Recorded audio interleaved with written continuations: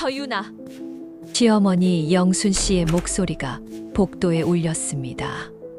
서윤아, 어디 있어? 대답이 없었습니다. 며느리 방 문을 열었습니다. 침대는 정돈되어 있었고 옷장은 비어 있었습니다. 그때 싱크대 위에 걸린 앞치마가 눈에 들어왔습니다. 기름 냄새가 밴 그 앞치마. 7년 동안 며느리가 매일 두르던 앞치마. 주머니가 불룩했습니다. 영순 씨는 손을 뻗었습니다. 접힌 종이 한 장. 하지만 지금은 읽을 수 없었습니다. 손이 떨려서 아들을 깨웠습니다. 준혁아, 서윤이가 어디 갔어? 아들이 휴대폰을 확인했습니다. 새벽 3시에 온 메시지 한 통. 저는 오늘 집에 없을 거예요. 명절 잘 보내세요. 추석 아침 며느리가 사라졌습니다. 그리고 앞치마 주머니 속에는 아직 아무도 읽지 못한 메모가 한 장 남아 있었습니다. 대체 무슨 일이 있었던 걸까요? 사연 시작하기 전에 구독과 좋아요로 함께 해주세요. 지금 무얼 하며 듣고 계신지 댓글로 남겨주시면 하나하나 읽고 반갑게 인사드리겠습니다. 저는 이서윤입니다. 결혼한 지 7년째 되는 직장맘입니다. 결혼 첫 해 추석 시어머니 영순 씨가 말했습니다. 서윤아, 올해는 내가 다 할 테니까 너는 그냥 앉아 있어. 고맙다고 했습니다. 진심이었습니다. 하지만 그 말은 첫 해에만 유효했습니다. 2년 차 시어머니 허리가 안 좋다며 도와달라고 했습니다. 당연히 도왔습니다. 3년 차 영순 씨가 전화로 말했습니다. 서윤아, 올해는 내가 주도적으로 해주죠. 며느리 손이 빠르니까. 처음엔 칭찬이라고 생각했습니다. 4년 차가 되자 영순 씨는 부엌에 들어오지 않으셨습니다. 거실에서 지시만 하셨습니다. 저는 사실상 혼자 전 4가지, 나물 3가지를 했습니다. 갈비찜 양념도 제가 만들었습니다.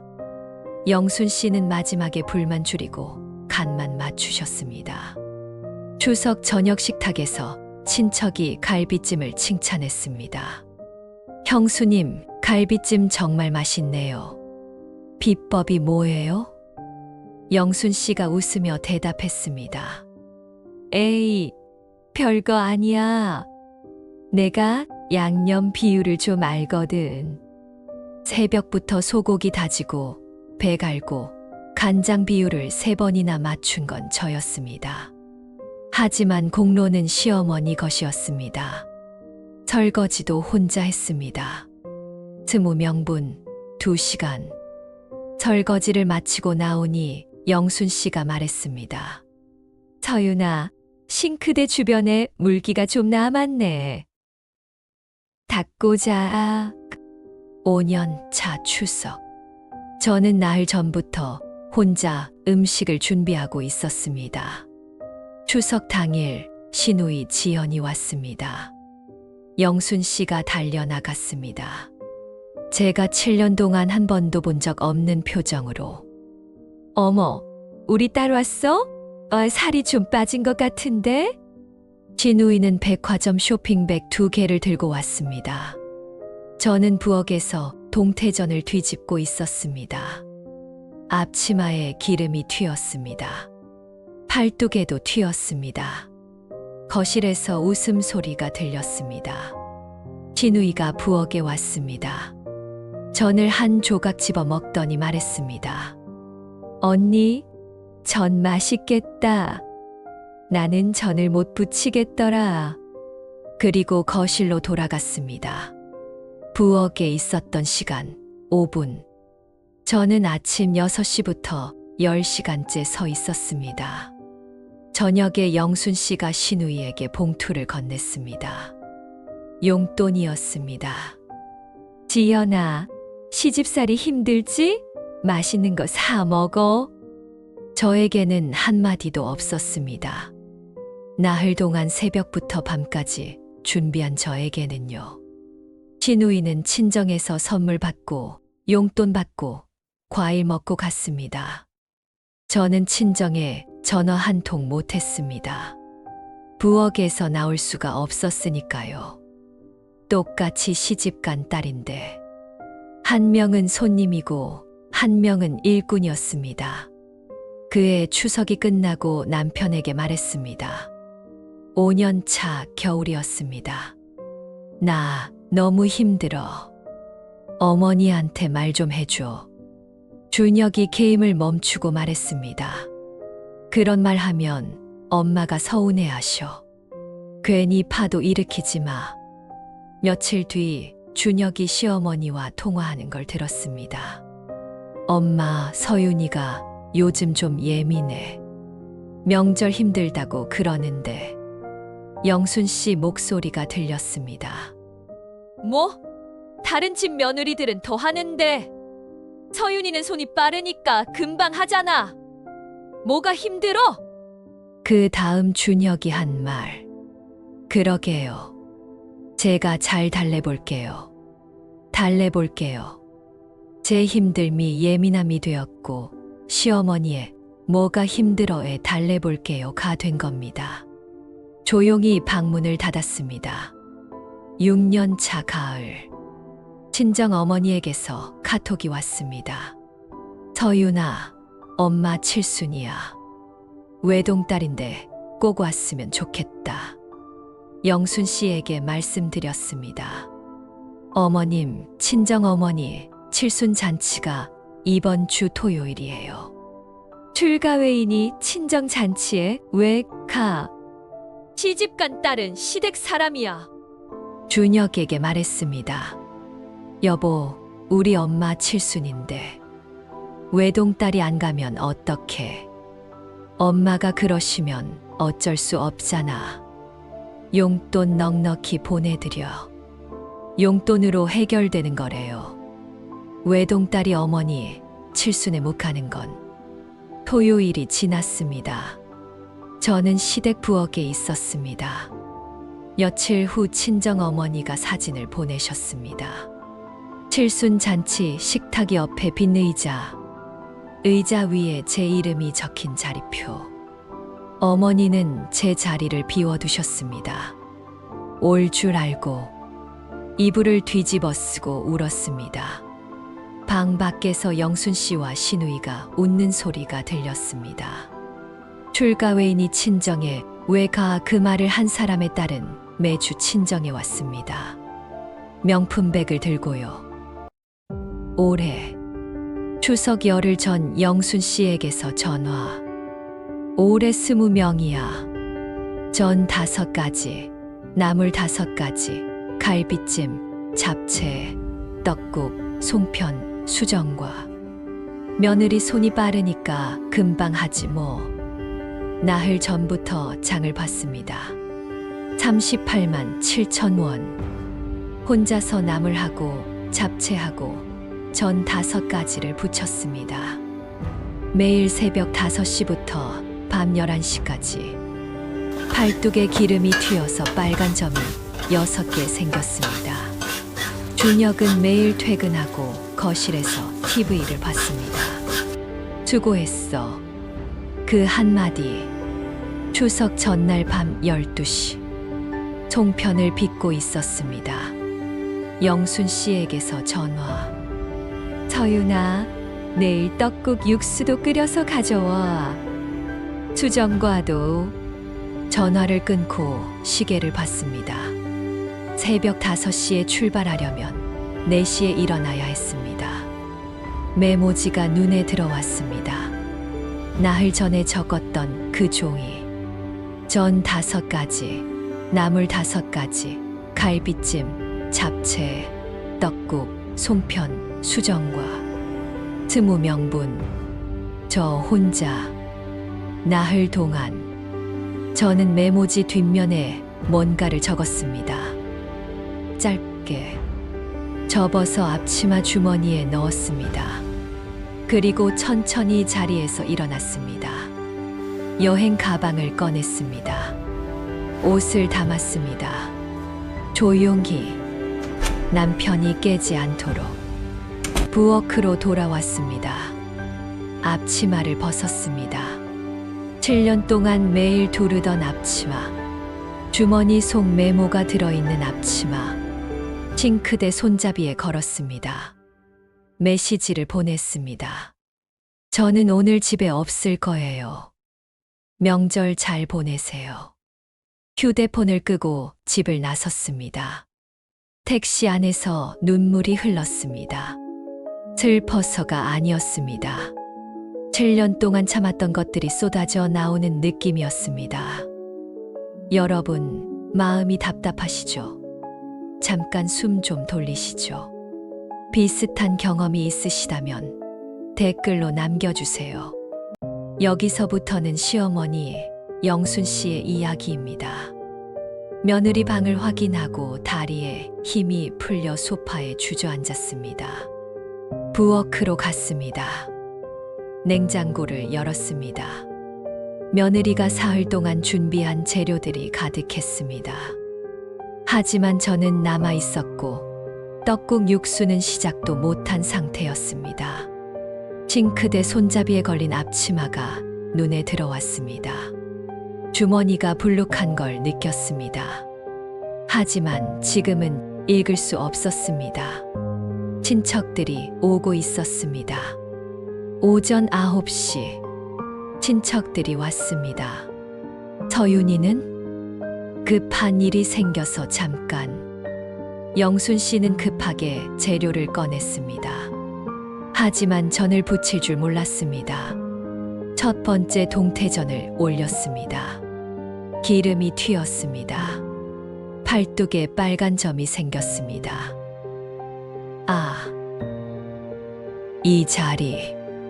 서윤이도 매번 여기에 이게 있었습니다. 저는 한 번도 물어본 적이 없었습니다. 1시간에 겨우 10장. 저는 찢어지고 모양은 엉망. 며느리는 이걸 혼자서 6시간 동안 했습니다. 5가지를, 20명분을. 점심이 되었습니다.